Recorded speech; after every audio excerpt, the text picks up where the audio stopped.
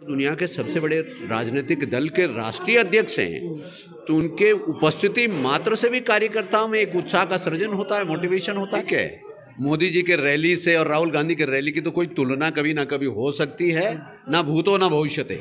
कहाँ इस्तीफा दिया? अखबार वालों को दिया होगा, मीडिया वालों को दिया होगा, कोई इस्तीफा किसी ने नहीं दिया। बहुत खुश हूँ कि मेरी पार्टी समय समय पर जो जिम्मेदारी मुझे सौंपती है, उस जिम्मेदारी का मैं अपनी तरफ से 100% देने की कोशिश आपका स्वागत है। बीजेपी के राष्ट्रीय अध्यक्ष जेपी नड्डा इस समय उत्तराखंड के दौरे पर हैं। विधानसभा चुनाव 2022 को लेकर लगातार संगठन में बैठकों का दौर जारी है। राष्ट्रीय अध्यक्ष जेपी नड्डा के दौर को लेकर खास बात की विकासनगर के बीजेपी विधायक मुन्ना सिंह चौहान से संवाददाता विजय खंडूजा ने। न्यूज़ में आपका स्वागत है। उत्तराखंड में इस समय जेपी नड्डा राष्ट्रीय अध्यक्ष हैं, उनका दौरा है और VR13 की टीम इस समय आई है होटल मधुबन। इस समय हमारे साथ जुड़ रहे हैं मुन्ना सिंह चौहान, जो कि विकासनगर के इस समय विधायक हैं। आइए जानते हैं, चर्चा करते हैं कुछ खास बातचीत। आपको संबोधित किया तो क्या निकल के आया, कैसी तैयारी है? नहीं, देखिए, राष्ट्रीय अध्यक्ष हमारे संगठन के सर्वोच्च पदाधिकारी हैं और स्टेट इलेक्शन मोड में हैं। तो जितनी चुनाव संबंधी भारतीय जनता पार्टी में संगठन की जो बैठकें हैं या हमारे जो पदाधिकारी बैठकें लेते हैं, वो बहुत एक स्ट्रक्चर्ड बैठक होती है। ये नहीं कि सब भीड़ इकट्ठी कर लीजिए, एक भाषण दे दिया, स्ट्रक्चर्ड है। तो अभी तक जो उनकी भारतीय जनता पार्टी में हर विधानसभा वाइज जो प्रभारी बनाए हुए हैं, सह प्रभारी हैं, विस्तारक हैं, कुछ और लोगों को और जिम्मेदारी हैं, तो एक तो उसका पूरा फीडबैक लेंगे, रिव्यू करेंगे, जहाँ उनको आवश्यक लगेगा आगे उसमें और क्या इम्प्रोवाइज क्या करना है, उसके लिए उनके निर्देश होंगे। और साथ ही साथ तमाम सारे जो इम्पोर्टेंट इशूज है, उन इम्पोर्टेंट इशूज़ को भी कैसे शार्पन करना है, इन तमाम सारी चीज़ों पे राष्ट्रीय अध्यक्ष जी के दिशा निर्देश रहते हैं। और साथ ही साथ सरकार, संगठन, मंत्रीगणों से भी उनकी अलग अलग स्तर पर माननीय मुख्यमंत्री से चर्चा होनी है। तो उसके आधार पर तमाम सारी चीज़ें जो चुनावी दृष्टि से आवश्यक हैं, तो उन सब चीज़ों का फीडबैक लेना, आवश्यकता के अनुसार दिशा निर्देश देना, और जो रणनीतिक तैयारी है, सबसे बड़ी बात है चुनावी दृष्टि से जो रणनीतिक तैयारी है, उस रणनीतिक तैयारी को जांचने के लिए, जहां पर कहीं लूप होल्स नज़र आते हैं उसको प्लग करने के लिए, और साथ ही साथ देश और दुनिया के सबसे बड़े राजनीतिक दल के राष्ट्रीय अध्यक्ष हैं, तो उनके उपस्थिति मात्र से भी कार्यकर्ताओं में एक उत्साह का सृजन होता है, मोटिवेशन होता है। वो तो हो ही रहा है। जैसे कि सर राहुल गांधी की रैली हुई, अब बड़े बीजेपी के सारे बड़े नेता आ रहे हैं, तो और काफ़ी भव्य रैली रही राहुल गांधी की मोदी की अपेक्षा, तो इसको देख के कहीं ना कहीं पहले तो मैं आपकी बात ये खारिज कर दूं कि मोदी जी की अपेक्षा राहुल गांधी की रैली भव्य रही। ठीक है, मोदी जी के रैली से और राहुल गांधी के रैली की तो कोई तुलना कभी ना कभी हो सकती है, ना भूतो ना भविष्यते, ना कभी हुई है ना आगे हो सकती है। तो इसलिए लेकिन कांग्रेस की रैली पे मेरी बहुत ज़्यादा रुचि नहीं है। देखिए, सवाल ये होता है कि जब लीडर्स आते हैं तो अपने पार्टी की बात तो सभी करते हैं, लेकिन लीडर्स की ये भी क्षमता होनी चाहिए कि वो अपने वर्कर्स को या जनसाधारण को किन मुद्दों पे चर्चा करते हैं।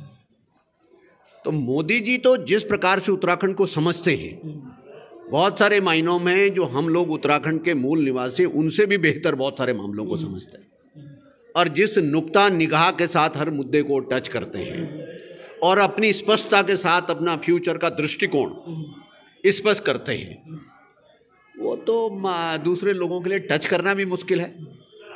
हम सबको मालूम है कि प्रधानमंत्री नरेंद्र मोदी जी ने आगे का एजेंडा भी सेट कर दिया है। उन्होंने यहाँ नहीं, उससे पहले अपना बाकायदा केदारनाथ जी में ही इस बात को कह दिया था कि 21वीं सदी का जो तीसरा दशक है, वो उत्तराखंड का दशक होगा। उत्तराखंड की बात करें, इस बार जो उत्तराखंड में चुनाव होगा विधानसभा में, मोदी के नेतृत्व में होगा या धामी के नेतृत्व में? आपने कैसी बात कर दी।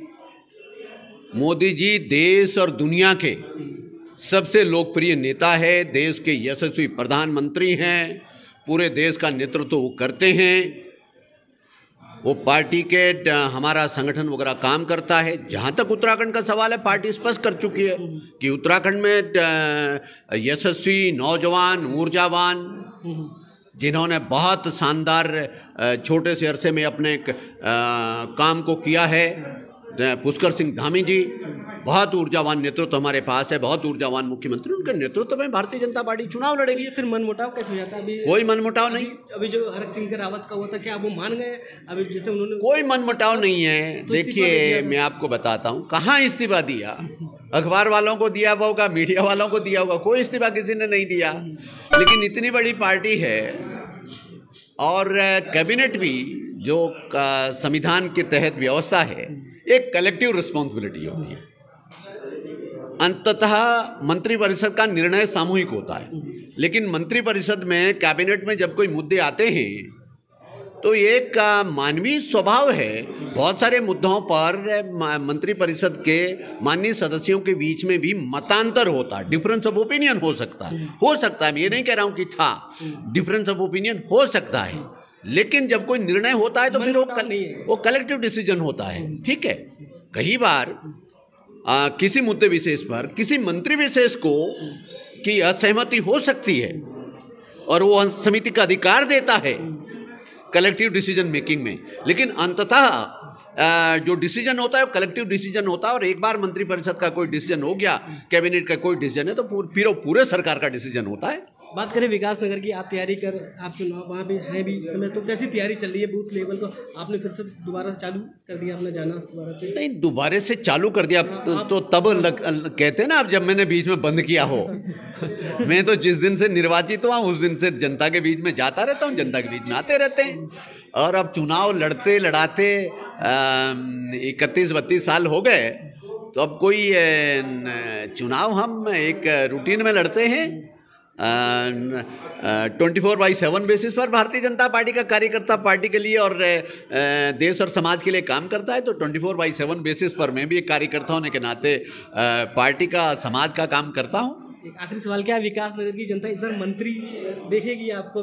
नहीं, देखिए इन सब सवालों का कोई उत्तर नहीं होता है। काफी लंबे समय का आपका अनुभव है? नहीं तो मेरा अनुभव है, नो डाउट। मुझे 35 साल राजनीति में हो गए और 33 साल मुझे निर्वाचित पदों पर हो गए, और तो जाहिर तौर पे भारतीय जनता पार्टी की ऐसी पार्टी है कि हर नेता और कार्यकर्ता का अपने हिसाब से अपनी पार्टी की ज़रूरतों के मुताबिक उनसे काम लेती है, उनका सदुपयोग करती है।